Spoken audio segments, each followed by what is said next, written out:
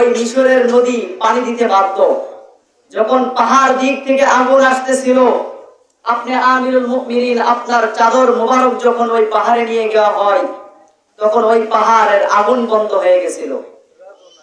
আপনি অর্ধেক পৃথিবী শাসন করেন আপনার সাধারণ একটা আঙ্গুল হেলনের ইশারায়, আর আপনার বাচ্চা ঈদ করবে, আপনার সন্তান ঈদ করবে, ভালো একটা নতুন পোশাক নাই, নতুন একটা জামা নাই।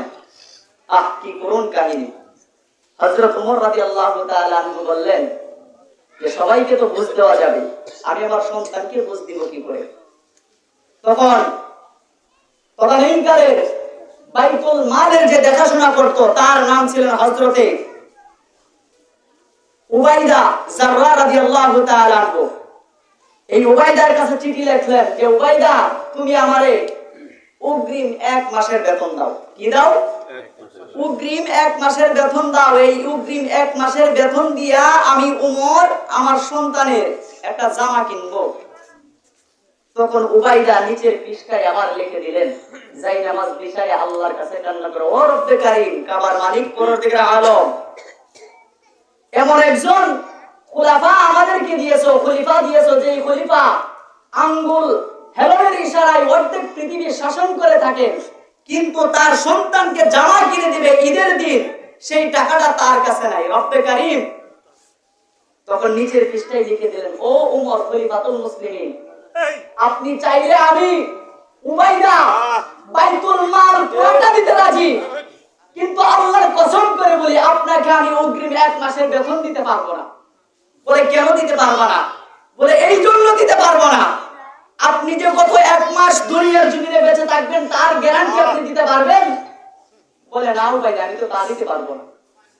বলে তাহলে আপনি যে গত 1 মাস থাকবেন পৃথিবীর বুকে, মানলাম, হায়াত দিল আল্লাহ পাক রব্বুল আলামিন, এই 1 মাস আপনাকে পুরা পৃথিবীর অর্ধেক পৃথিবীর মানুষ, মদিনার মানুষ আপনাকে খোলাফায়ের চেয়ারে রাখবে, এটা গ্যারান্টি দিতে পারেন?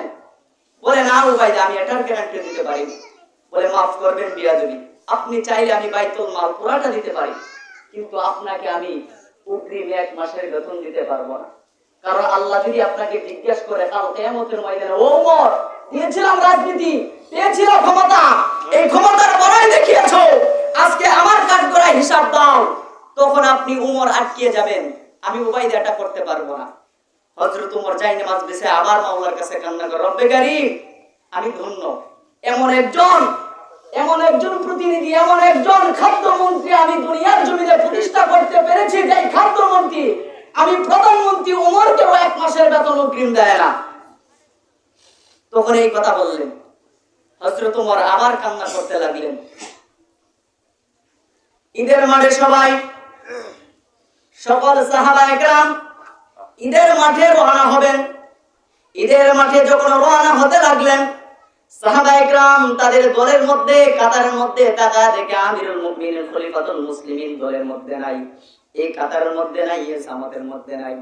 একে একে সমস্ত সাহাবী হযরত ওমর, আমিরুল মুমিনিন খলিফাতুল মুসলিমিন তার কাঠগড়ায়, তার হুজরা শরীফের সামনে, তার দরজায় কিনারায় গিয়া বিনায়া ডাকে, ও আমিরুল মুমিনিন খলিফাতুল মুসলিমিন, আপনার তরবারি মদিনার জমিনে রাখলে মদিনার জমিনের ভূমিকম্প বন্ধ হয়ে যায়, আপনার চাদর মোবারক আগুনের মধ্যে দিলে আগুন বন্ধ হয়ে যায়, আপনার চিঠি পাওয়া মাত্রই নদী পানি দিতে বাধ্য। ও আমিরুল মুমিনিন, 22 লক্ষ বর্গ মাইল এরিয়ায় আপনি কোরআনের নূর ছড়িয়ে দিয়েছেন। আজকে এই মুহূর্তে এত একটা আনন্দের দিন, এই খুশির দিনে আপনি দরজা বন্ধ করে বিনায়া কাঁদতেছেন। ও আমিরুল মুমিনিন খলিফাতুল মুসলিমিন, জানতে চাই কোন কারণে? আপনি কি জানেন না ঈদের মাঠ না শুরু হয়ে যাচ্ছে, ইমামতিতে নামাজ হবে, আপনি কি যাবেন না আমাদের সাথে?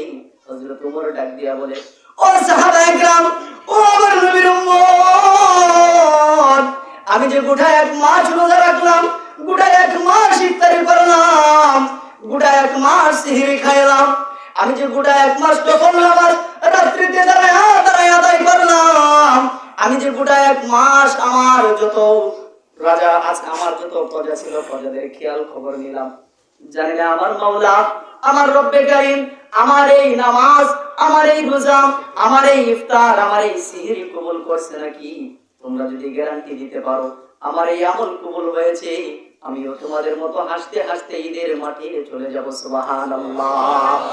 ও সাহাবায়ে কেরাম, আমি তো জানি না আমার রব্বে কারীম আমার সাজদা কবুল করছে কিনা, আমি তো জানি না আমার রব্বে কারীম আমার রুকু কবুল করছে কিনা, আমি তো জানি না আমার রব্বে কারীম আমার ফিতরা কবুল করছে